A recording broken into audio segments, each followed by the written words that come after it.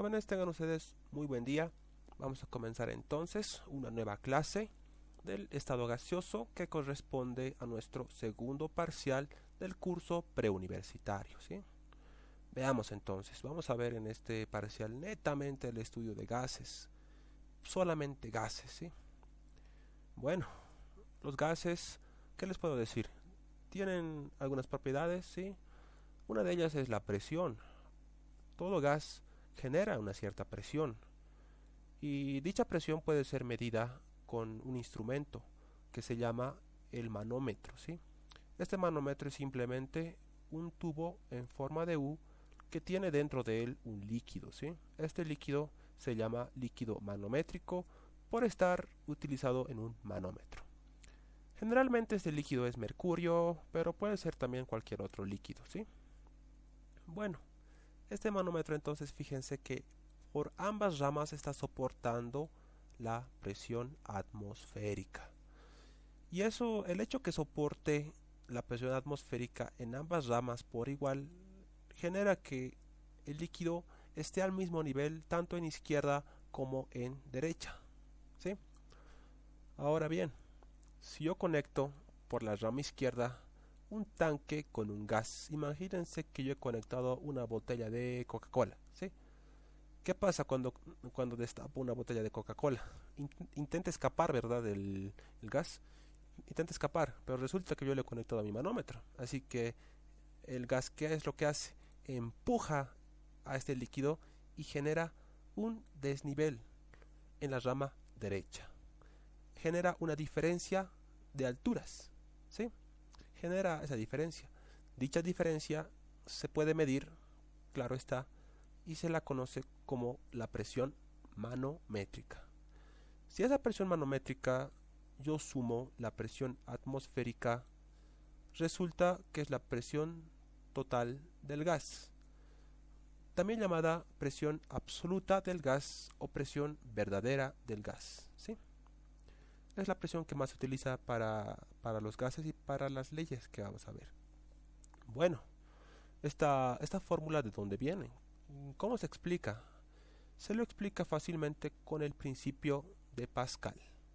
¿Qué me dice entonces el principio de Pascal? Me dice que dos puntos tienen la misma presión solamente si cumplen estas tres condiciones. Ambos puntos deben estar a la misma altura. Fíjense, si yo elijo este punto y yo elijo este otro punto, están a la misma altura. Por debajo de ellos debe ser el mismo líquido. ¿Es el mismo líquido el que circula? Sí, es el mismo líquido. Y además debe ser continuo. El hecho que sea continuo, ¿qué significa? Que no debe existir ningún corte intermedio, ¿sí? No debe existir ningún corte. Aplicando este principio de Pascal en este punto y en este otro punto, ¿qué tendría yo?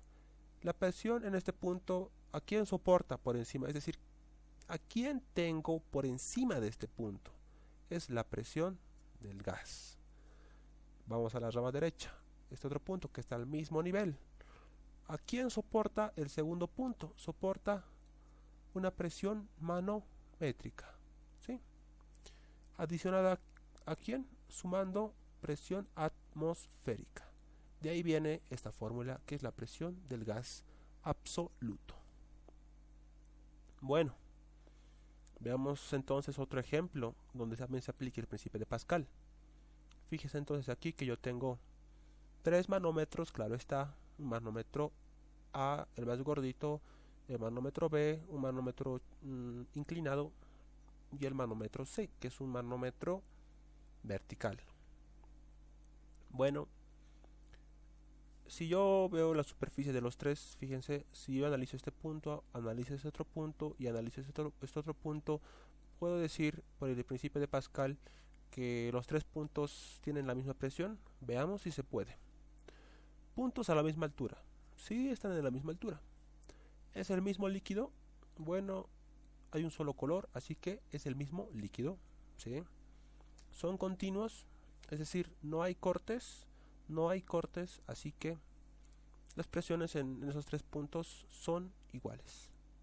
Las presiones en los 3 puntos son las mismas. Fíjense ahora el concepto que es el siguiente, que no interesa la forma del manómetro,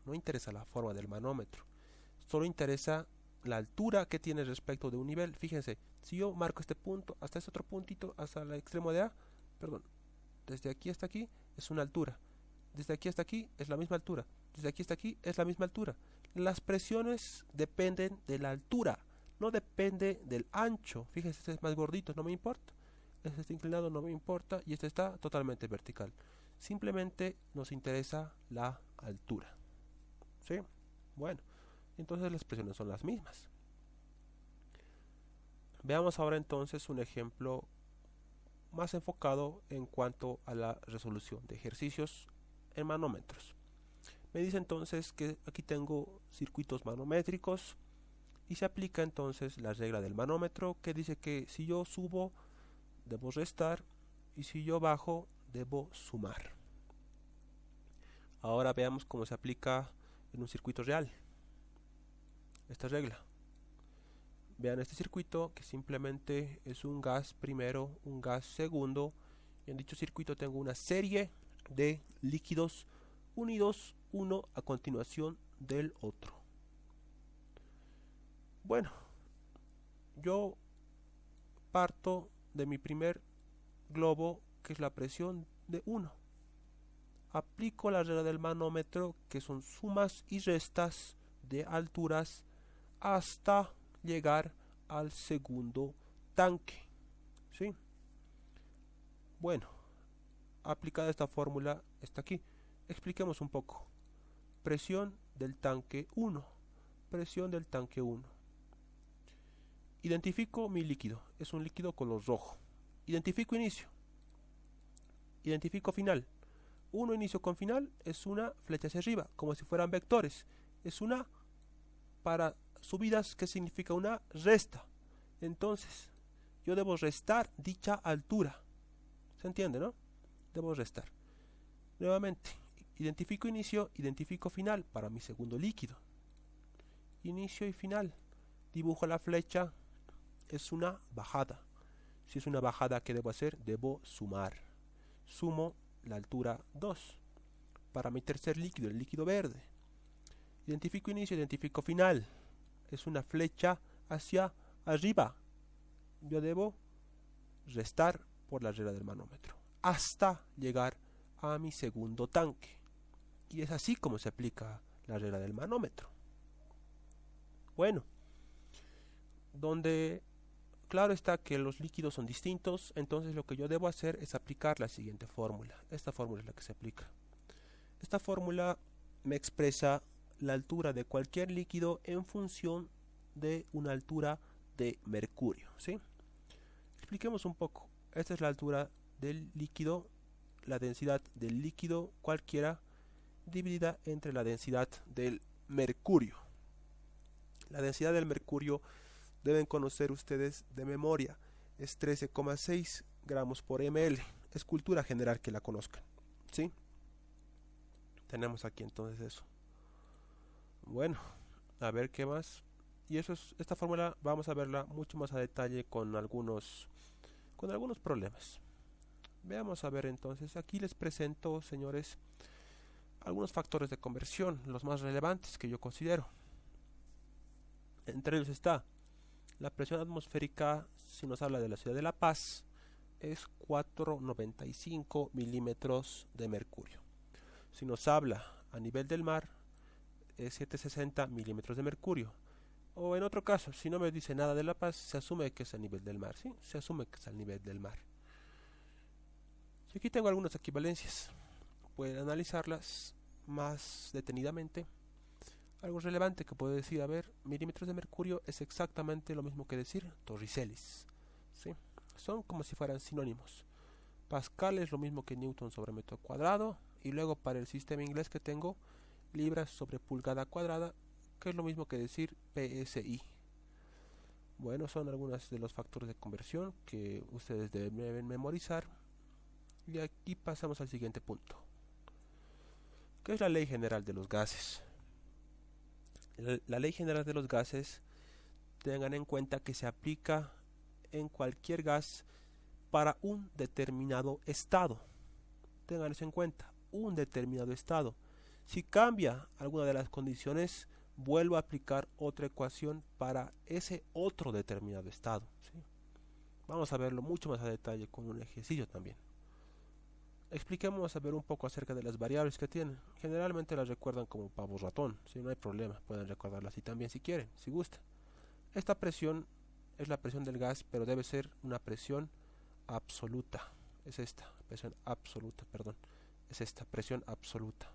Es una presión absoluta del gas. Luego, este volumen, generalmente es el volumen que ocupa el gas, el volumen del recipiente en algunos casos. Esta N que ven aquí representa el número de moles del gas. Y el número de moles, por fórmula, sabemos que es masa sobre peso molecular. Luego, la R es un valor constante. R es un valor constante donde aquí les presento 4 valores de R. Pueden memorizar, según mi recomendación, únicamente estos dos, que son los más importantes, dejando para un curso más superior los últimos 2 valores, ¿sí? Los últimos 2 valores.